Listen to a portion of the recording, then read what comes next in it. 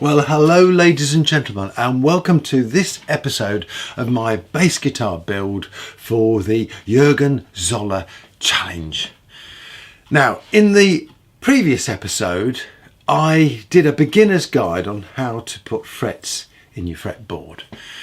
And following on from that, the next logical step would be to level the frets. But there are a lot of videos out there where people say, I never level the frets. And I've watched a few of them well, I think most of them end up leveling them. But the logic behind it is that you're putting in beautifully formed fret wire and then shaving off the top and then having to reform it again. And so I do question, is it really necessary? So in this episode, I'm going to test that because I've got a neck with frets in. And basically what I'm going to do is string up this bass guitar with the frets as they are, and we'll see, do we really need to level frets? Also, as a bit of a bonus, I've been given a fantastic Fender Jazz Precision bass made by Squire from a great friend. And I thought I would show you how I do a setup on that bass guitar. So I do hope you'll stick around because this is going to be an exciting episode.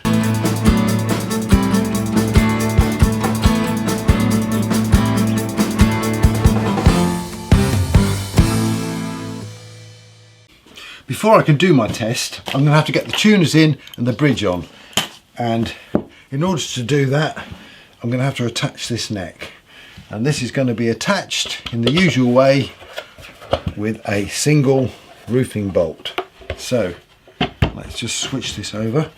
Now then, if you didn't see my previous video, I shall put a link up in the corner there, and there's a link in the description below. It's my beginner's guide to fretting your fretboard. So if you've not done it before, pop along and have a look and see how I do it. Okay, so the neck's on. Right, now then, let's work out the position of the bridge and the tuners. If you're new to guitar building, one of the things I would urge you to make, and it's probably the only template that you really actually need, is a neck template, which is the full scale length. So it goes right down to the bridge from the nut. Because I'm going to pick this tip up from somebody who was doing the Great Guitar Build-Off a couple of years ago. And it is absolutely fantastic because not only does it show you the position of all your frets and where the dots should be, etc. But it also really helps you when you're trying to get the bridge lined up and the position for the tuners at the end there, because you can mark the string positions on the template, the bridge and the pickup positions, and you've got it all there in front of you. And fundamentally, that's the most important part of this guitar, of any guitar, getting that scale length right. I mean, to be honest, all you really need to do is stick a nut on that end, a bridge just there, and a pickup there, put the strings on, and you've got yourself an electric guitar. And if you think wood has anything to do with the tone of an electric guitar, go along and watch Jim Lill's fantastic videos on the subject. Anyway, back to this bass guitar and back to the position of the bridge. I have a faint pencil line marking where the scale length is, the position of the end of the scale length there, and that's where I'm going to position the bridge. I'm just going to, if I can find it, it's a very faint line. I'm just going to extend it a little bit wider so I can see it. So this is where the bridge has got to be.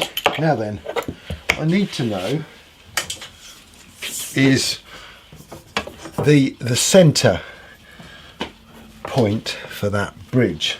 So and of course, yeah, I've marked it on there. There is a centre line, but I've put this neck in now, and quite honestly, things change.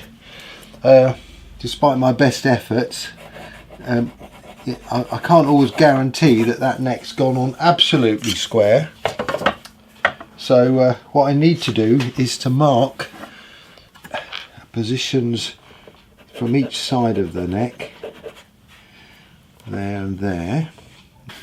To be perfectly honest with you, this is where a nice sharp china graph comes in, because on that dark wood I can't actually see where I've put the pencil mark, which is not very helpful. So yeah, let's just do it again.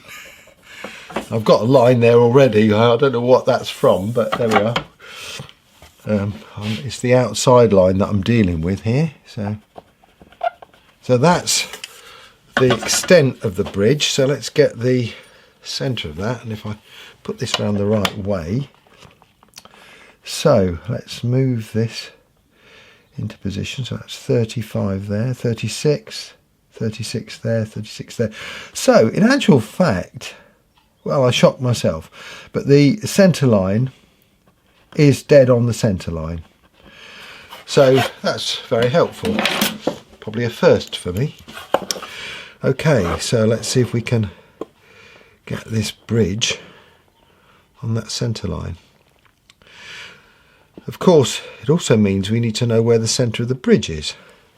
So this bridge is 85 mil wide, so that's 42.5 on each side. So that means it's about there. That's the centre there, and then we'll mark the centre on the top on this side. 42.5, 42.5 is there. Okay, so now I should have all the marks that I need. Now I know from experience that the bass strings, certainly on a 6-string guitar, has to be further back than the higher strings, and so I need to take that into account. So I'm going to pull the bridge back a little bit. So I've got quite a bit of adjustment on these saddles. I think that's going to be okay. I mean, look, at the end of the day, if it's in the wrong place, it's a question of bunging up the holes, moving the bridge and re-drilling them. And, you know, given that the most important thing is that the guitar plays in tune, I wouldn't worry too much about messing up the top. Anyway, that's where I'm going to put it. These screws are going to need a 2.5 mil hole, so that's what I'll drill. Obviously don't want to go right through the body to the back, so I've marked the bit. Here we go.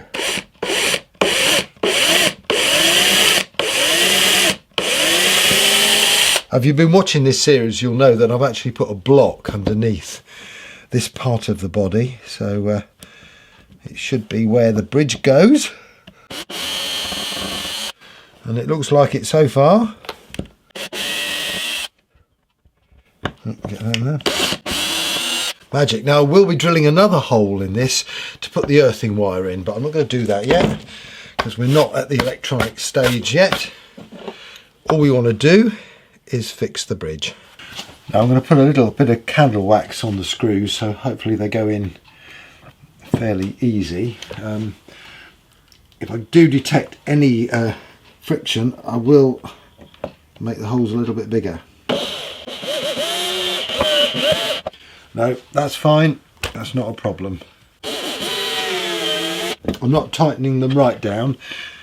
I'll do that with a hand screwdriver. Good. Okay, for the time being that will do.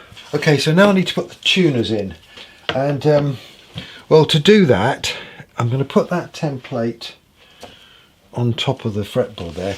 I've got a wooden template which I could use. In fact, I might still use, to be honest with you, if it's accurate. He says.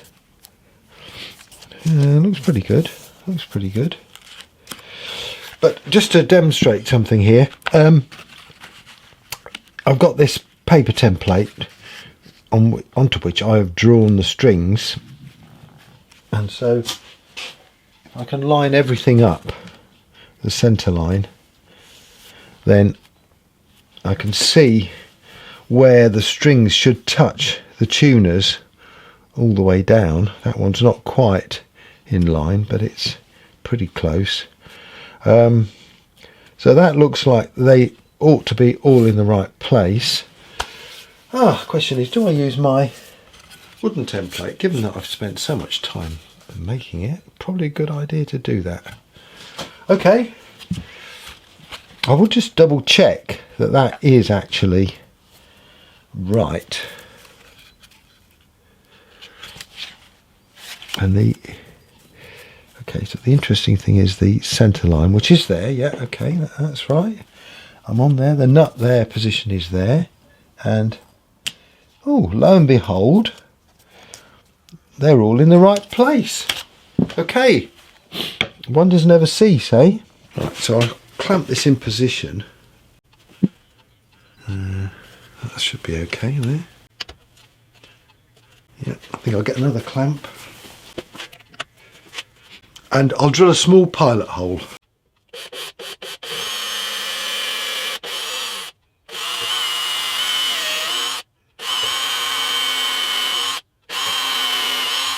Right, I've made a couple of test holes on a scrap of wood, and it's actually going to be a 14mm force and a bit that I've got to use to cut the hole.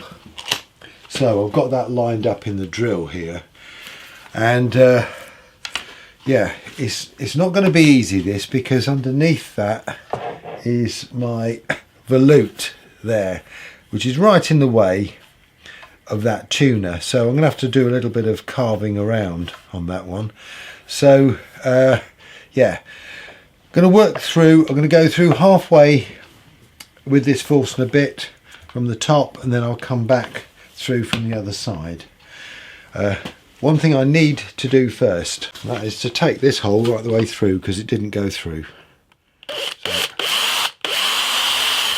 yeah, look, I know this is a bit heavy-handed going in with a 14mm force and a bit first off, and in the past I have used different bit sizes working up, but has it helped with the chip out? No, not for me. So I'm just going to go straight in, and yeah, let's see if we can do this.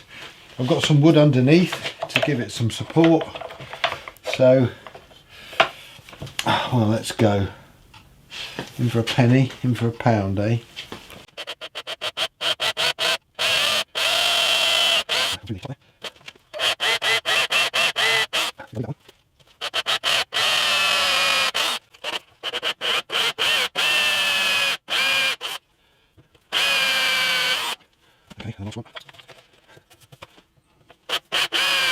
Okay, I'm halfway through. I think I'm going to take the neck off to do the rest. So let's just move all this out of the way. Get a bit of clear space. This is where the single bolt really comes in handy. Just so easy to remove the neck. I think I'll concentrate on the easier ones first, and then we'll tackle that funny one in a minute.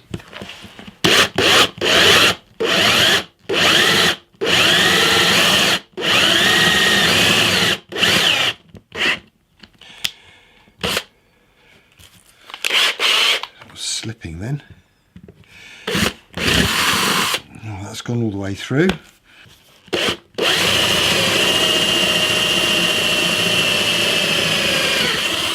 Three down.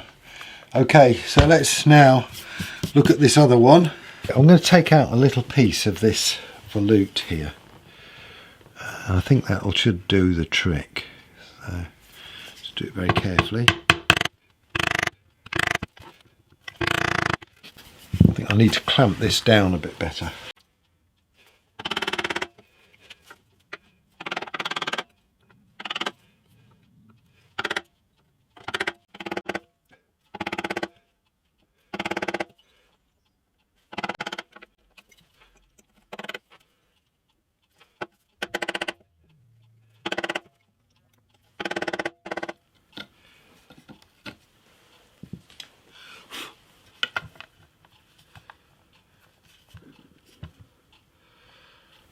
Yeah, That's a really nice fit there. Right, I've just cleaned up, moved all the tools off, because the last thing you want is to get a chisel in the back of your guitar. So I'm going to put this neck back on now. I mean, we're getting to the point now, this is the real part of the build which is real nerve-wracking, but all I would say to you, if you're making a guitar for the first time, everything can be fixed. It's wood, so you know, don't worry about it. There's always a fix, no matter what. So here we go.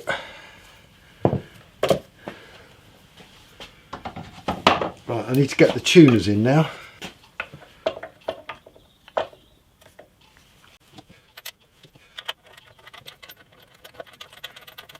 I have a tendency to do the to make the headstock too thick, and I've done the same thing again. So I'm going to have to do a bit of jiggery pokery with this, but at the moment I'm just going to put these in.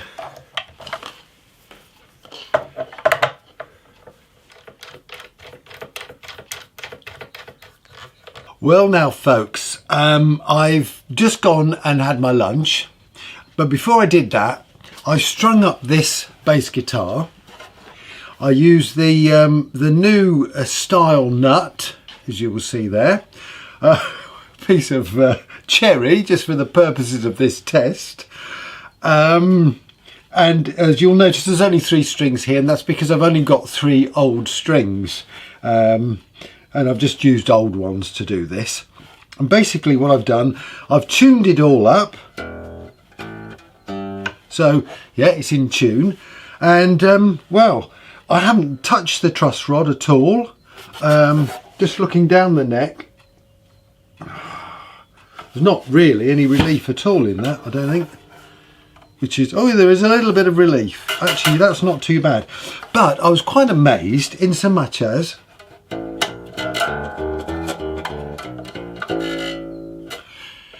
it plays pretty well. So now then, the proof of the pudding here. Do I need to level the frets? So now the action here actually is pretty good. Let me show you close up. Now you're looking at the 12th fret there, and when I slide this little gauge down, I think that's about 1.5 mil or 1.75. Well, it's under 2 mil, which is absolutely amazing action for me and bass guitars. So, well, let's see how it sounds. Okay, so the proof of the pudding here is in the playing. So let's just work up on the bottom E string.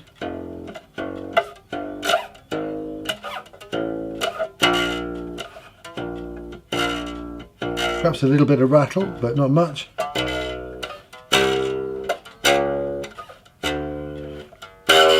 Now this, I'm getting rattle there, so that's this fret, 12th fret here.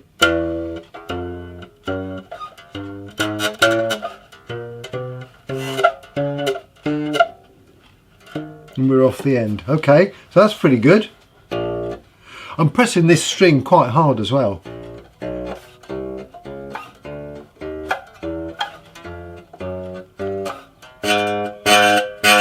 Back to the rattle on the 12th.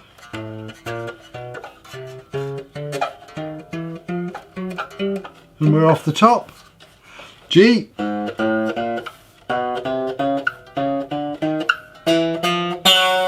Oh, the same place.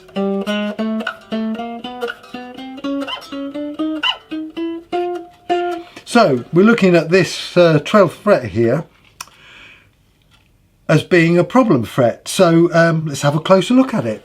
Well, I think the problem is pretty clear, because to me it looks like that this 12th fret here is not seated properly, and that's the problem.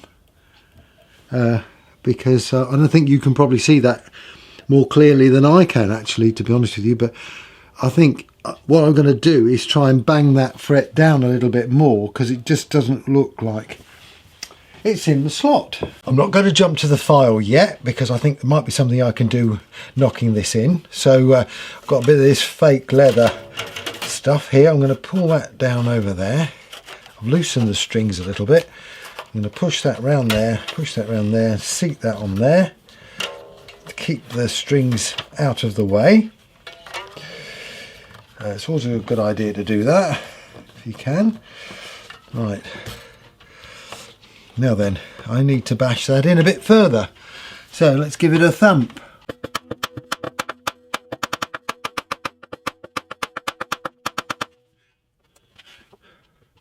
Yeah.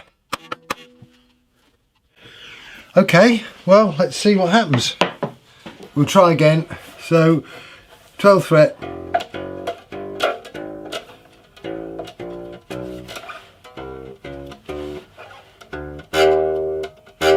yep, little buzz still.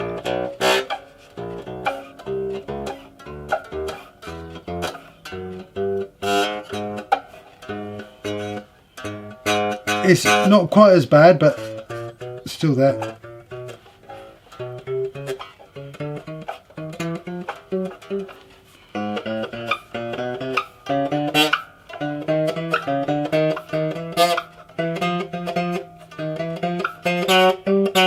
Yeah.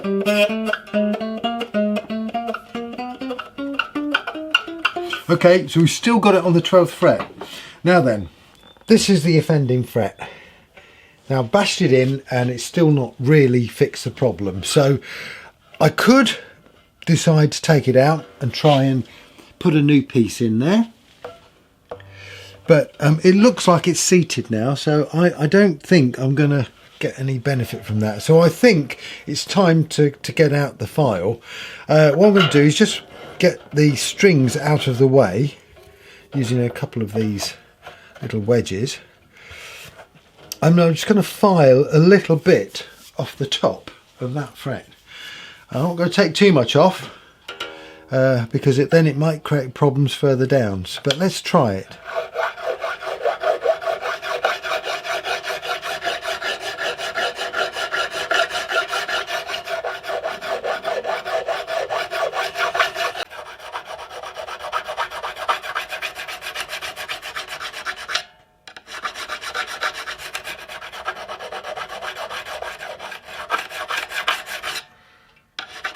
Okay,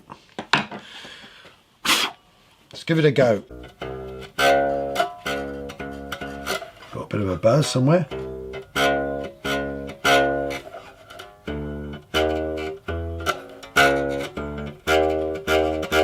Well, it's certainly a lot better than it was. Got a bit of a buzz on that fret there.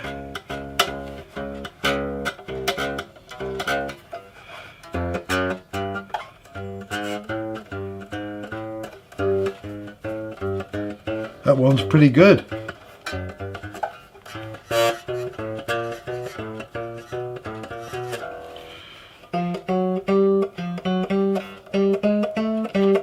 And it certainly fixes it at that end.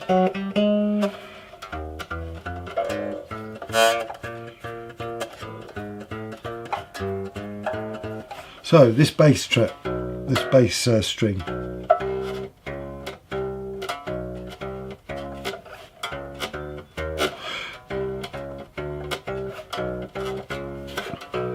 I mean, given that I've got such a low action on this, and it really is ridiculous actually. I mean, I never got a bass guitar quite as low as this. I'm actually thinking I can probably get away with it. So now what I need to do is obviously fix all the ends of these frets, because at the moment, I mean, they do rip you apart. And so I've got to do some shaping on that.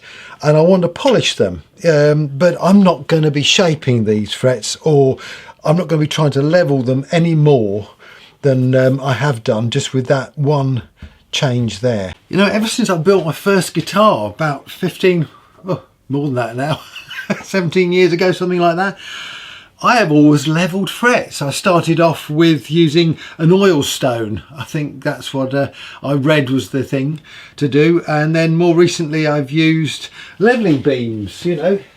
Oh gosh. These sorts of things. But, you know, it always upsets me that I mark all the frets up, I go over it with the levelling beam, and you always get these these spots, you know, where it doesn't take any off and then it takes a load off another bit, and you end up with all these frets that are all different shapes on the end. And really, does it make that much difference? Well, with this bass guitar, I don't think it does, quite honestly. I mean, this is not a 6-string, and a 6-string may behave very differently. But for now, I think I'm happy to leave these frets, you know. But while I've got the strings on it, I'm going to do a little test. And to do that, I need this other bass guitar. Now, I'll be coming back to this fantastic Squier Fender precision bass in a bit to show you how I'm going to set it up. But before I do that, now this is a solid body guitar, and I've been making a hollow body guitar in the hope that I would get a bit of tone from the strings, because I do tend to practice with it not plugged in. So here's a quick test. I shall play a few notes and then I'll flip it over to the hollow body. So here we go. So open E.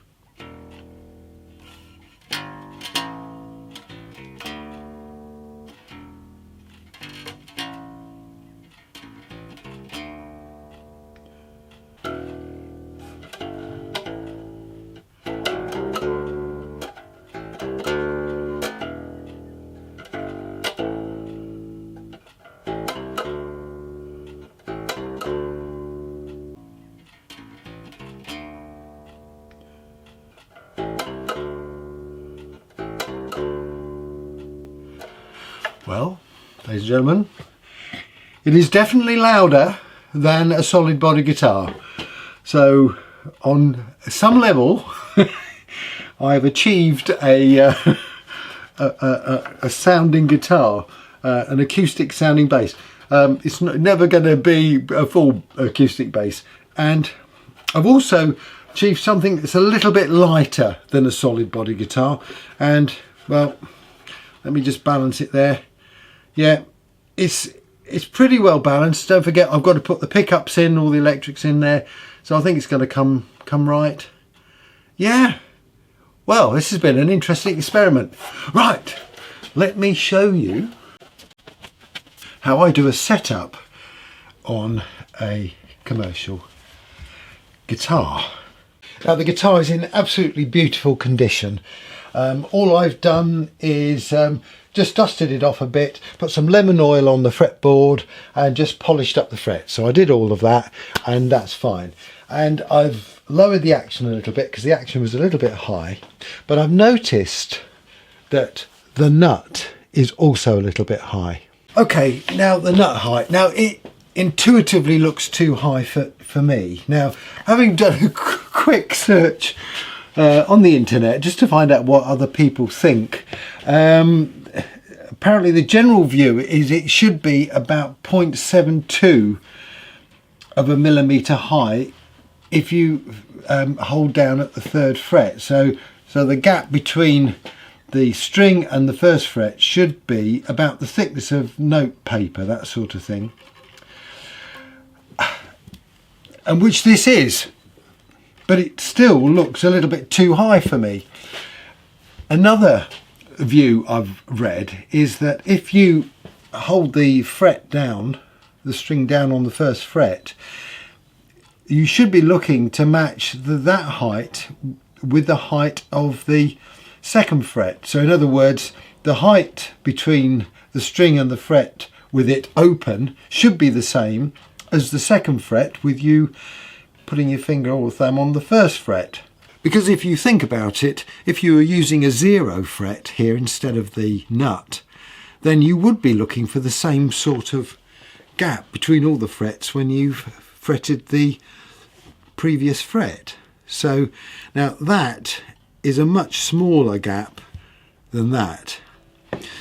So I think this is what I'm going to work on. I'm going to just lower that slot very slightly, just so it gets a bit nearer to the height that slot there is, that fret is there.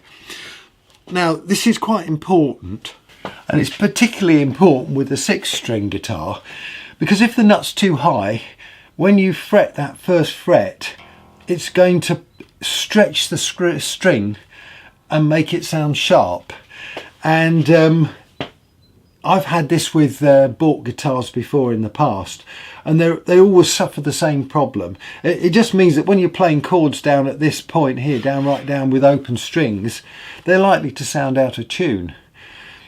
In fact, the red Strat that I've got really suffered with this. I bought it off eBay, but the person who had it before obviously tried to fix the problem by adjusting the truss rod and completely screwed the truss rod up, when in actual fact the problem was just the nut. Now the thing is, this is quite an easy fix, either with a set of small files like I've got here, or some pipe cleaners, or even some pipe cleaners cut up and stuck into small little fixtures like this. Now the proper nut files cost an arm and a leg. You're talking about 60 or 70 pounds for a set of 6, and you've got to have different sizes for different guitars, and so the cost just goes through the roof. But I found that using a combination of these tools, which are very cheap, you can do the job. It might take a little bit longer. And of course, if you mess it up, you can easily buy a new nut and just replace the nut. So, you know, you haven't got to worry. There's plenty of options. Anyway, so let's have a go at this one, see if we can lower this nut a little bit. I'm just going to loosen the string a little, so I can just put it to one side. And obviously the thing about this is to be careful you don't scratch your fretboard, because I mean that would be a bit of a nuisance. Again, it's not the end of the world, but you want to try and avoid that if you can. And so to do that, let's stick a bit of card just on the fretboard there. Now the other thing is, I'm coming in from the wrong angle. Ideally you need to be doing it sloping backwards so you get a nice ridge on the front. You want a single point of contact for the string. So I'm just going to work away at this. As I say, I'm not going to take too much off.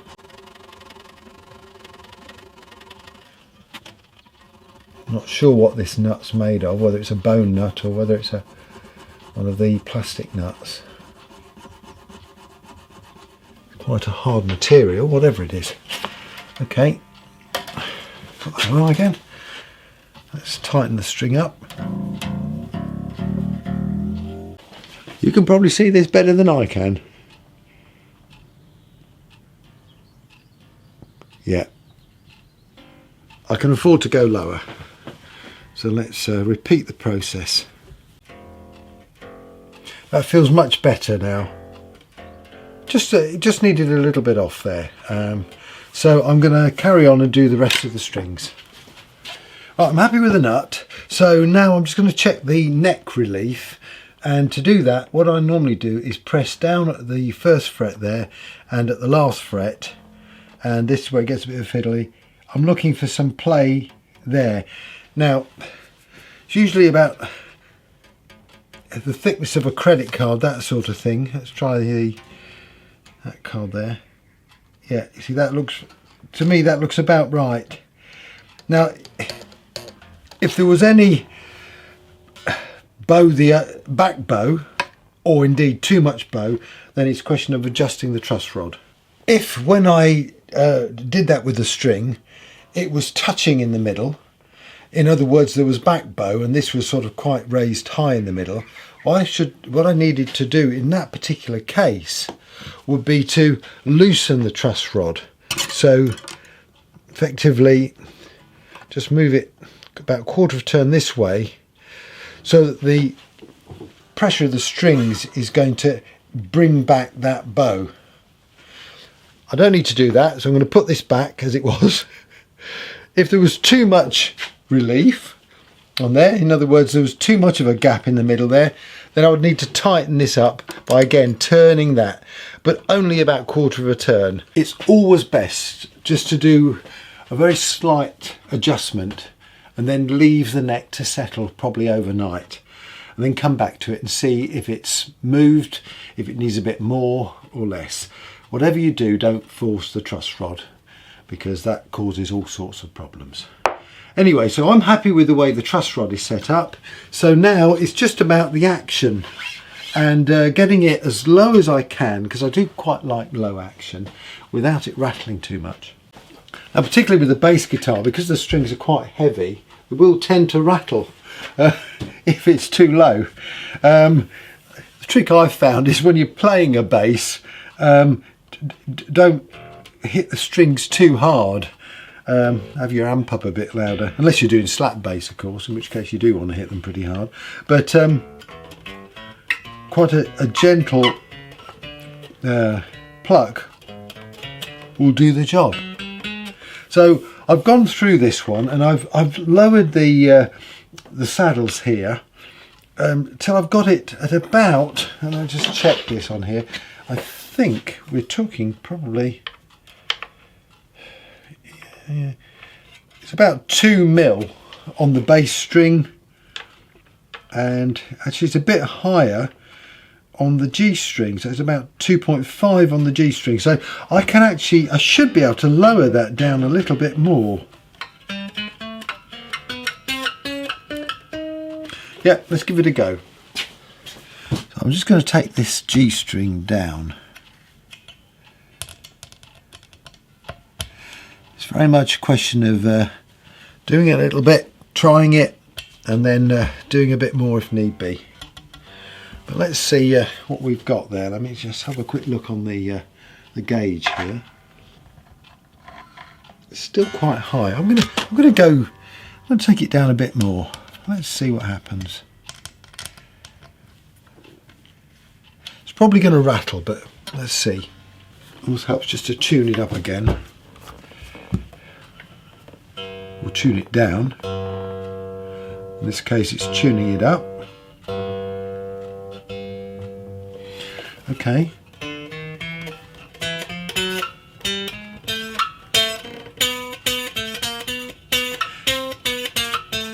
Yeah, I'm starting to get a bit of rattle up there, so I've probably gone a bit too low for this guitar. I'm going to raise it a little bit more.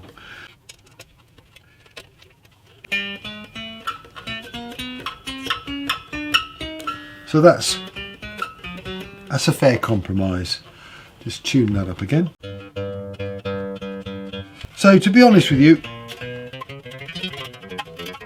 I'm pretty happy with that. Okay, so just the final thing, just to check the intonation.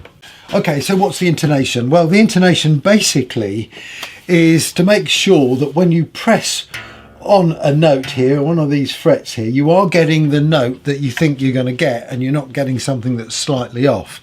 And to check that, the note that's played on the harmonica, the 12th fret here, should be exactly the same as the note that's played when you press the fret. So now ideally you want to be plugged into an amplifier. I don't have an amplifier on me at the moment, but let's try and see if we can do it with this. So first of all, let's do the harmonic, and it's just around the right point there. The green light's on. I'm now going to press it on the fret. Now can you see it's actually a bit higher, it's a bit sharp, although it's not much. Now if the string is sharp, what you need to do is move the bridge saddle back, and by saying back I mean this way, to extend the length of the string. If it's flat, then you need to move this forward. So we're not far off. I am going to make a very slight adjustment to this. Let's make that. So I'm just going to pull it back really slightly. It's not really a fair test, this, if I'm honest, because when you pluck a string it will go slightly sharp initially. Okay.